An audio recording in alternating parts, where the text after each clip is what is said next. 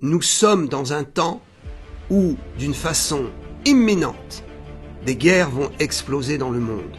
Est-ce que l'Église va entrer dans des tribulations, va commencer à entrer dans les 7 ans de malheur de la terre? Est-ce que l'Église va être éprouvée par le chiffre de la bête, la possibilité d'acheter et vendre uniquement par la marque? Et donc, pour l'Église et le chrétien, il faudra refuser la marque. Oui, nous serons confrontés à cela. Force est de constater aujourd'hui, ce n'est plus un débat théologique, c'est une évidence. L'Église va rentrer dans des tribulations de ce monde. Une guerre est sur le point d'éclater. Des guerres sont sur le point d'être enclenchées. Et selon mon expertise, les guerres et la guerre qui va démarrer, je pense probablement avant le 15 février, cette guerre qui va démarrer va être un vrai choc dans le monde et va ébranler aussi, son onde de choc va ébranler l'Europe. Je pense que l'Amérique va prendre une décision qui est très importante et que, à travers cette décision, il y aura forcément une levée des boucliers, une levée des armées islamiques, des armées du monde musulman, une levée aussi de l'assistance de la Russie, de la Chine, un conflit qui va entraîner Israël. Si il est évident aujourd'hui que nous sommes au bord d'un conflit, la question est de savoir, est-ce que le conflit viendra? Non. Cette question, nous y avons répondu. Il y a un conflit qui vient. Il y a des tribulations. Il y a un choc même dans le climat, dans la terre qui tremble de partout, qui va trembler de plus en plus, des volcans qui vont rentrer en éruption, des raz-de-marée, des tempêtes, un bouleversement climatique.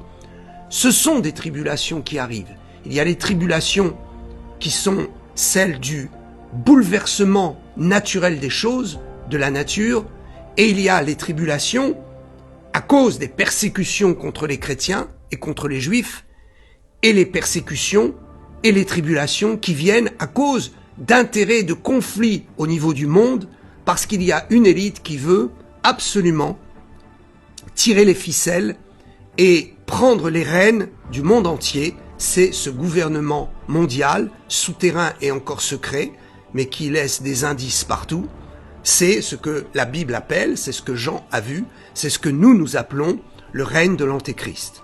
Donc ce n'est plus une question de savoir est-ce que nous allons entrer, nous chrétiens, dans ces tribulations, il faut s'y préparer, mais c'est quand est-ce que cela va commencer à arriver brutalement. Il faut nous préparer. Et la question, ce n'est plus est-ce que ça va arriver, mais quand est-ce que ça va arriver. Les supermarchés vides, les chaînes de production ralenties, voire arrêtées, c'est pour bientôt.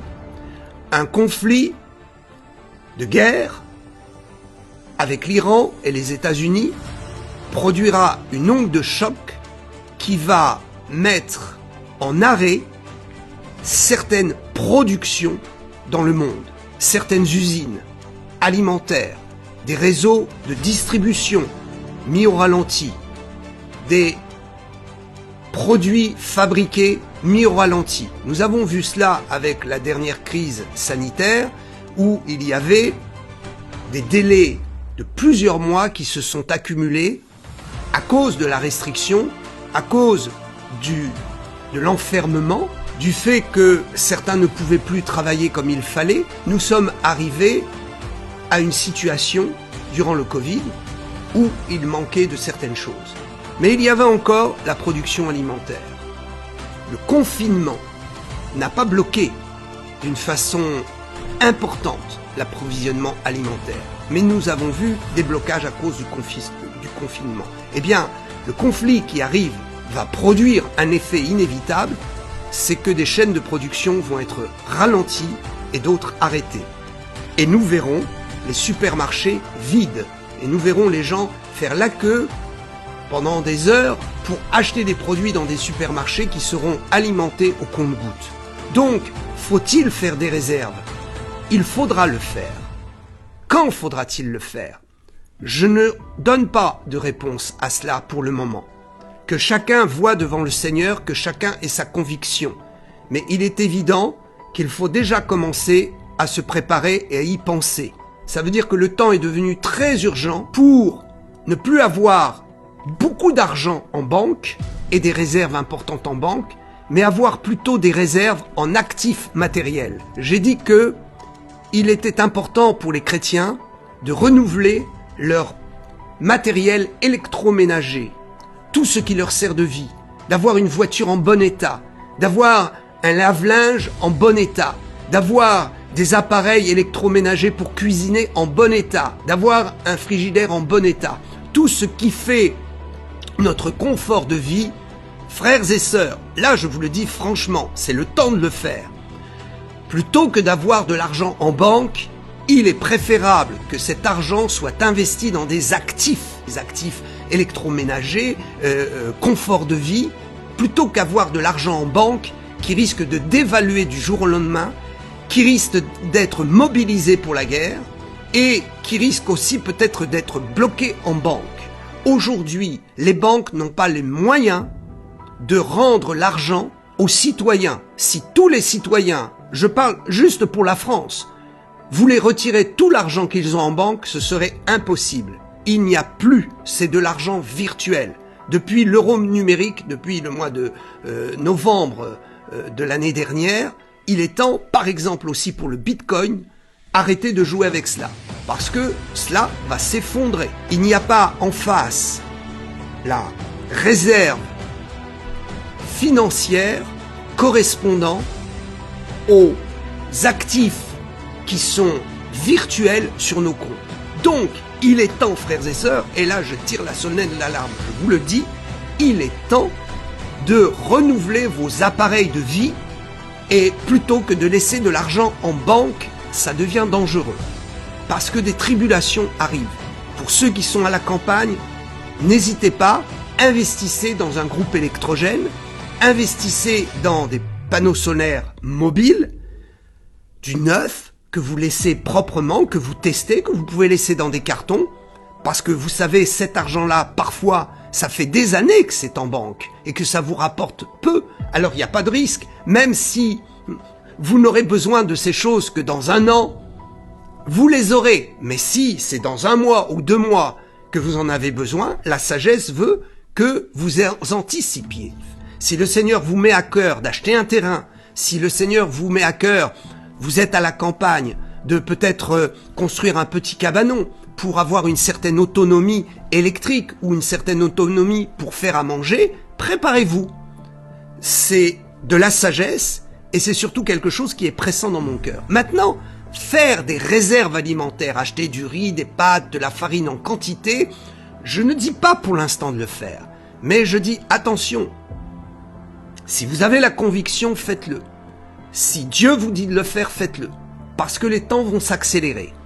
Et je pressens très fortement, comme je l'ai dit, d'ici le 15 février, quelque chose d'un conflit qui va se passer. Il se produit une chose, c'est que Donald Trump, le président des États-Unis, c'est ce que j'ai vu en esprit, a reçu l'ordre de l'urgence. Mais maintenant, il est confronté à un problème. Il est face à un mur. Tout ce qu'il a mis en place dans l'urgence ne pouvait pas enclencher des guerres. Mais maintenant, il a des décisions à prendre. Et s'il prend ces décisions, il y a un risque de conflit important qui va se faire sur la planète. Il faut prier pour lui. Parce que il est coincé maintenant dans ses décisions. Et s'il le fait, il y a un risque, et on risquera de l'accuser. Et s'il ne le fait pas, il y a aussi un risque, et qui est peut-être plus grand. Donc nous sommes actuellement sur une poudrière. Les choses s'accélèrent. Et il faut commencer à anticiper. Je ne dis pas commencer à faire des réserves alimentaires. Mais je dis, si vous en avez la conviction, faites-le. Vous savez, il y a des produits alimentaires qui peuvent se garder 3, 4 ans. Bon, voilà, si vous l'avez fait trop tôt, de toute façon, un jour ou l'autre, vous en aurez besoin. Et par contre, au niveau de tous vos appareils électroménagers, de votre voiture et de tout ce qui vous permet de vivre, anticipez. Parce que demain, il y aura aussi une grande persécution contre les chrétiens. Et les banques ne nous accorderont plus la possibilité d'acheter comme nous voulons. Qu'est-ce qui va nous permettre lorsque les temps vont se bousculer, lorsque nous nous réveillerons un matin en apprenant que l'Amérique a attaqué l'Iran et que l'Iran est tout de suite en réaction de défense et que d'autres pays entreront aussi dans le conflit pour aider l'Iran. Et la Russie ne se gênera pas de le faire, et la Chine encore bien moins. Si demain on apprend que la Chine a décidé de mettre son plan de récupération de Taïwan à exécution, et que ça se produit du jour au lendemain, si nous n'avons pas été sages, nous serons surpris. Et dans cette surprise, nous risquerons de manquer de temps. Donc, soyez prudents, soyez sages, anticipez. Mais ce que je veux expliquer, c'est que de toute façon, Dieu sera avec nous et que nous allons vivre des choses extraordinaires. Mais il faudra pour cela réellement vivre l'expérience de Dieu en nous. Il faut monter d'un niveau spirituel plus élevé, dans un niveau spirituel plus élevé.